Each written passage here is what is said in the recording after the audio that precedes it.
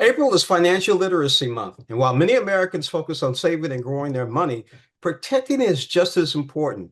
From impersonation scams posing as banks, law enforcement, or government agencies to fraudulent listings online, criminals are finding new ways to manipulate consumers and gain access to personal information and money. Now, joining us today to discuss common scams and offer tips to help protect ourselves and our wallets is Darius Kingsley, Managing Director and Head of Consumer Fraud and Scam Prevention for Chase. Good morning. How are you, Darius?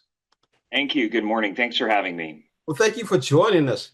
This is a subject we all really need. So, Darius, what are some of the latest scams targeting consumers?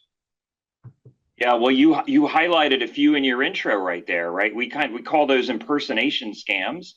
This is one of the most common we're seeing. It's often the scariest.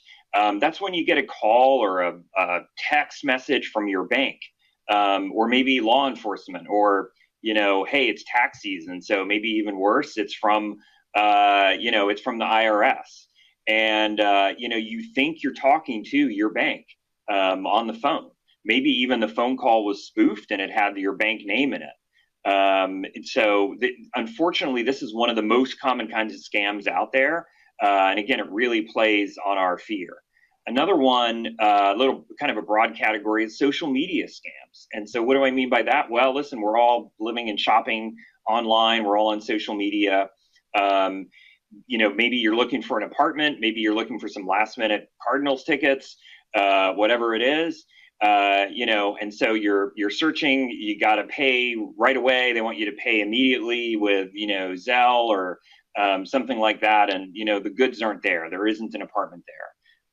Unfortunately, these kind of like merchandise scams, social media scams are really really common. And by the way, all of this is made worse because the scammers these days are using AI tools to make all this look and feel a lot more realistic. How can we know if a call from our bank or government agency is legit?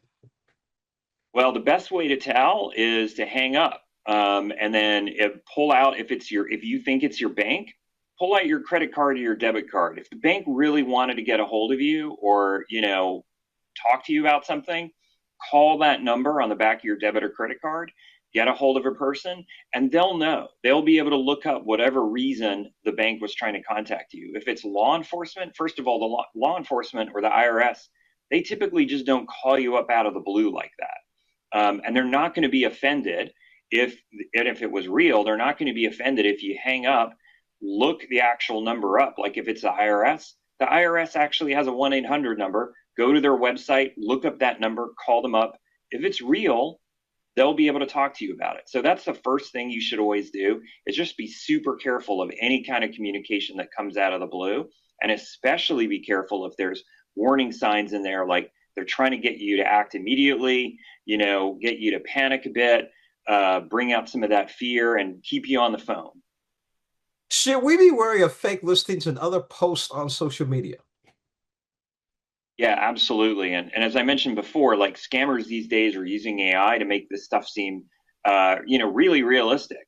They'll often take real photos of real apartments that have previously been listed and, put them up. So, you'll see a building you might even recognize and it'll look like a real apartment. They'll ask you to pay up front and you go and you show up and there was no apartment available there at all. So you really do want to be very careful, and especially be careful if they ask you if you're shopping for something like on a platform, like a social media marketplace maybe, or a vacation rental marketplace, and they ask you to like pay off the platform. That should be a huge, or pay in some unusual manner, crypto or gift cards or something like that. That should be a huge warning sign to you that it's probably fake. How is AI changing scam tactics? Are there red flags we should look for?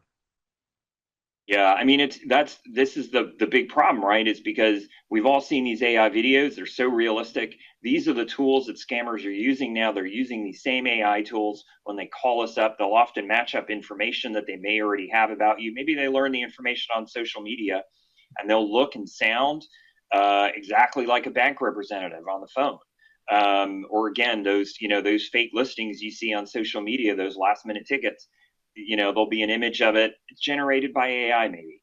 So you really do have to be careful and just be aware that like the days of misspelled emails and things like that, those days are over. Stay on platform if you can, and always feel free to look up whoever you're trying to buy something from and talk to them directly. Where can our viewers go for more information and ways to protect themselves? Yeah, thanks for asking. Everything I've covered here and a lot more is actually on our website, chase.com/security. You don't have to be a Chase customer to go to it. Again, it's chase.com/security. It's got everything that I've just talked about. It's got tips on how to stay safe. It has a lot of tips as well that I haven't even been able to cover. Things like setting up a family password, for example, to protect yourself against scammers. And then it also has a section on what to do if you think you might have fallen for a scam. In case you did send somebody out, like the right steps to take and in the right order. Let's begin with Darius Kingsley, Managing Director and Head of Consumer Fraud and Scam Prevention for Chase. Darius, thanks so much for joining us. I really appreciate it. Thanks for having me. Appreciate it. Believe it or not, Darius, somebody said I was a scam when I was trying to get them to advertise on my show. And I sent an email and they said, this is a scam. And I said, no, here's my YouTube channel. Look at the thousands of videos I've got.